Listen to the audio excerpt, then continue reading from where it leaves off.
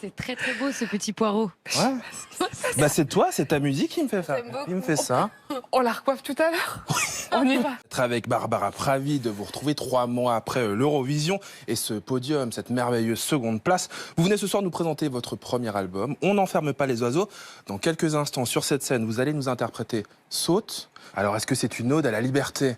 Mais oui, à la liberté et au courage. Du courage, elle en a, vous le savez, Barbara est venue nous voir ici plusieurs fois. Vous êtes à la maison, vous savez ce que je vais dire. Barbara Pravi, la scène de Culture Box est à vous. Oh. Merci infiniment à vos musiciens. Présentez-nous vos musiciens, je vous en prie, Barbara. Alors, juste ici, nous avons Tom au piano, Jeff Hallam à la contrebass, parce qu'il a l'accent américain. Okay. And then, we have Maya Colette. Tom n'a pas de nom de famille, il s'appelle Tom Lartigue. Mais c'est Tom. Maya Colette au violoncelle. Bravo à vous, c'était Merci d'avoir été magnifique. avec nous.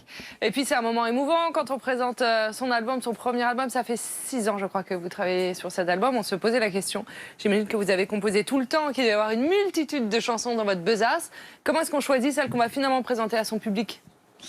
Ça s'est fait assez évidemment parce que ça a fait 6 ans, mais en fait ça fait 6 ans que ça mûrit et j'ai fait beaucoup de choses entre temps, j'ai déjà sorti pas mal de choses, etc. Mais du coup, j'étais très, ça s'est fait très naturellement pour cet album. Je savais de quoi j'avais envie de parler et j'avais pas tant de chansons que ça dans ma besace puisque ma besace est vide et qu'elle était pleine de ces 11 chansons. Donc On voilà. aime connaître le process créatif dans cette émission. Pour ceux qui nous regardent, ils aiment savoir comment est-ce qu'on crée un album comme celui-ci. Comment vous composez vos chansons? Est-ce que ce sont les textes qui arrivent en premier? Est-ce que c'est la mélodie? À quelle heure vous écrivez? Je suis pas une artiste très fun. Moi, je vais complètement casser le mythe de l'artiste fou qui est là dans la nuit, possédé. Moi, pas du tout. J'ai besoin d'être très réveillée et j'ai pas d'ordre. C'est-à-dire que parfois c'est les textes qui me viennent avant, parfois c'est les deux en même temps.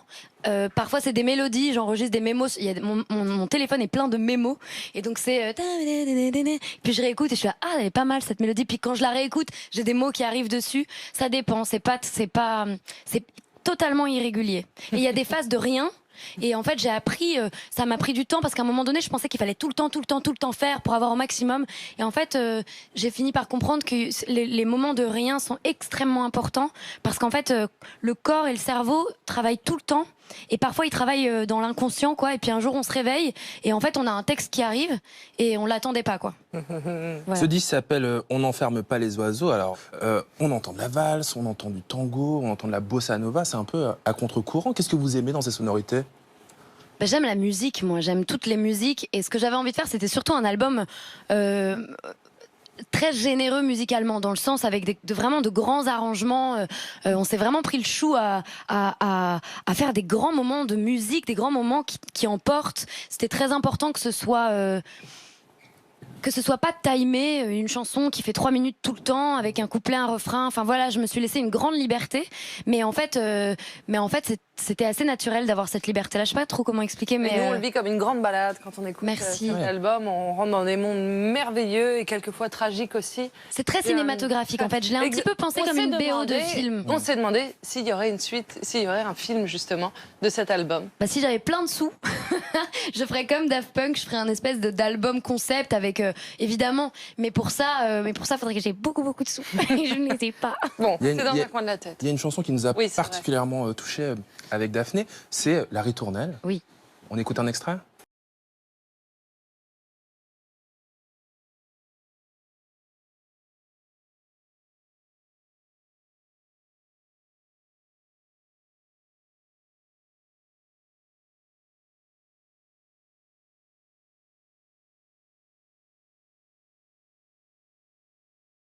Très personnelle, Barbara, puisqu'elle évoque votre grand-mère atteinte de la maladie d'Alzheimer.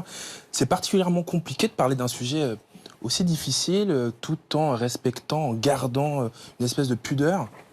Oh bah moi, la pudeur, ça fait longtemps que je l'ai jetée aux oubliettes, mais justement, moi, je suis pas très, comment dire, c'est une pudeur impudique, quoi, souvent dans ma façon de travailler. Et alors là, pour La Ritournelle, en fait, ça faisait très longtemps que j'avais envie d'écrire un texte sur ma grand-mère, et j'avais écrit quelque chose il y a quelques années, ça s'appelait L'oubli. Alors ça ne sortira jamais, donc je vous le dis, mais ça sert à rien. Et c'est marrant parce que le plus difficile quand on fait une chanson, c'est de trouver l'angle, parce qu'en fait, il y a des tonnes de sujets, c'est toujours un peu les mêmes, mais il y a eu plein de chansons sur l'Alzheimer. Et comment est-ce qu'on trouve notre façon de parler de cette histoire? Et donc en fait, fait, en réfléchissant à ça, je me suis dit, mais en fait, moi, ma façon de parler de cette histoire, c'est parce que ce que je connais de ma grand-mère, c'est essentiellement ce que dit mon grand-père, qui est fou amoureux de cette femme, qui en plus est retombé amoureux d'elle quand elle est tombée malade, comme s'il allait perdre quelque chose, comme s'il avait pris conscience qu'il allait la perdre progressivement. Donc c'est devenu une histoire comme dans les films en fait. C'est assez merveilleux et moi ça m'a beaucoup émue et je me suis demandé à quel endroit moi je me situais par rapport à cette histoire, à eux deux amoureux, deux vieilles personnes amoureuses, dont une qui se souvient plus de l'autre.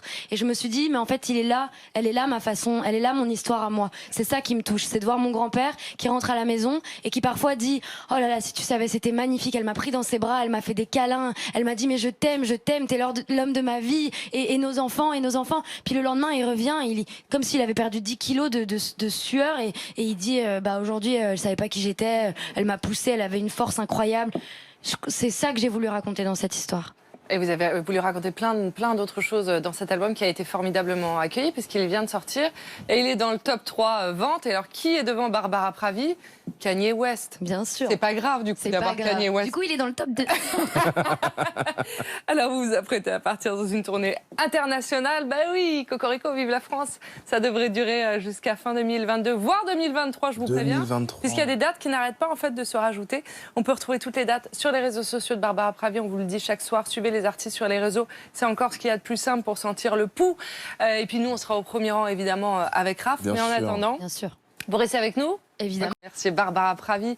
Cet album, On n'enferme pas les oiseaux, il est disponible, il est déjà en train de s'envoler. Et puis on vous retrouvera dans un programme diffusé très bientôt, j'en profite pour le dire, sur Culture Box, qui s'appelle La Belle Harangue. C'est une grande fête de l'écriture et de la parole qui permet tout simplement aux jeunes de s'exprimer. N'hésitez pas à suivre Barbara sur ses réseaux pour ça.